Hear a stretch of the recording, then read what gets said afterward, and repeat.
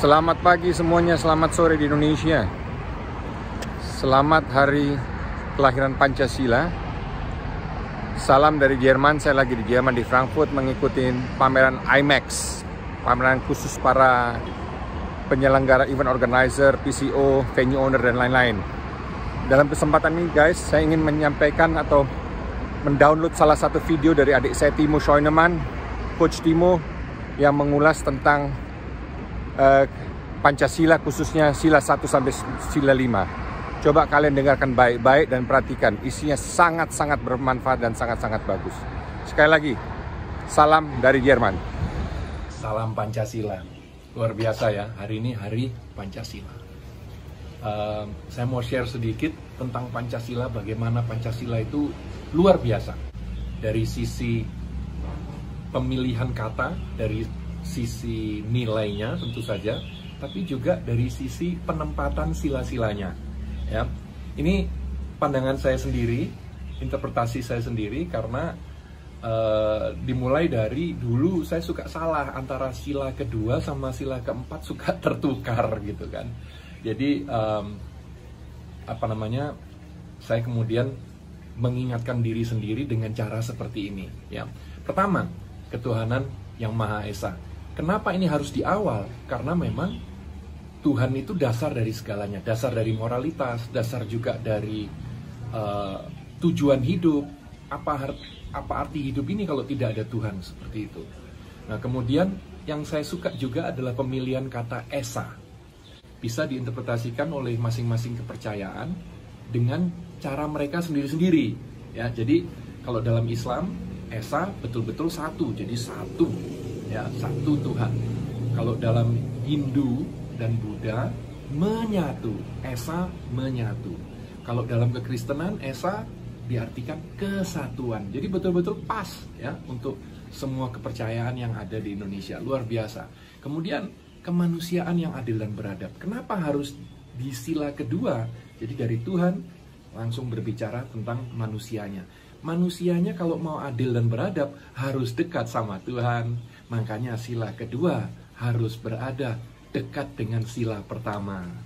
Kemudian baru kita berbicara kalau manusianya sudah adil dan beradab, ya. Karena dekat dengan Tuhan. Kalau tidak adil dan tidak beradab berarti nggak dekat dengan Tuhan dong. Kalau misalnya dekat dengan Tuhan, merasa dekat dengan Tuhan tapi tidak adil dan beradab, waduh, ada yang salah ini, gitu kan.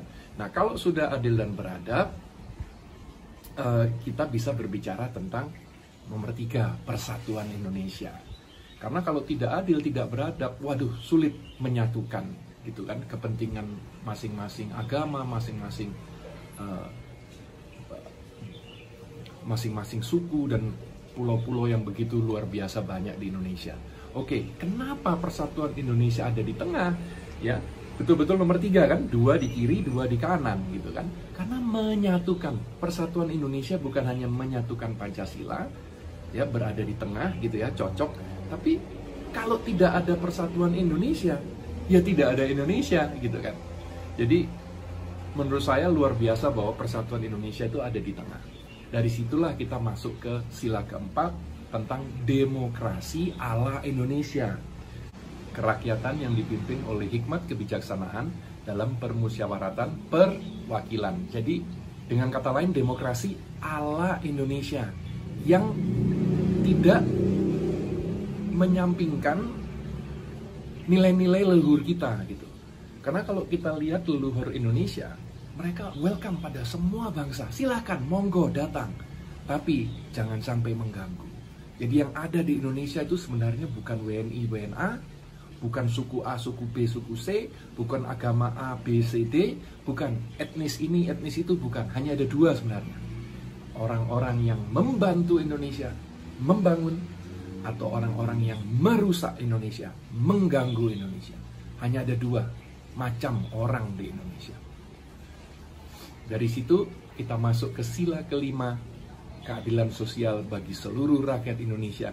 Kenapa ditaruh di posisi kelima? Karena ini adalah tujuan dari berbangsa dan bertanah air, supaya kita semua merasakan keadilan sosial yang merata untuk kita semua. Itu adalah tujuan daripada adanya Indonesia.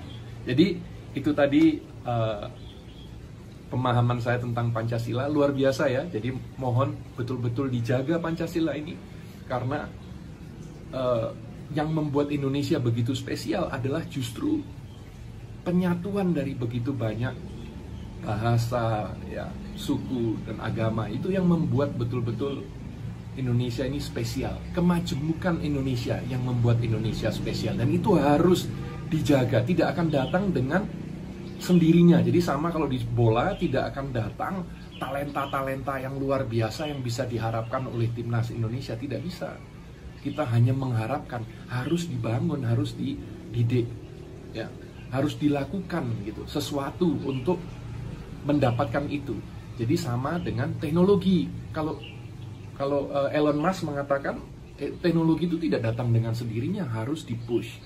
Nah, begitu juga dengan persatuan Indonesia, dengan menjaga Pancasila ini, itu betul-betul harus dipush. Kita masing-masing harus menjaga, tidak datang dengan sendirinya bahwa kita bisa menyatu menjadi Indonesia seperti sekarang. Butuh kita semua untuk menyatukan, untuk bersatu. Salam Pancasila.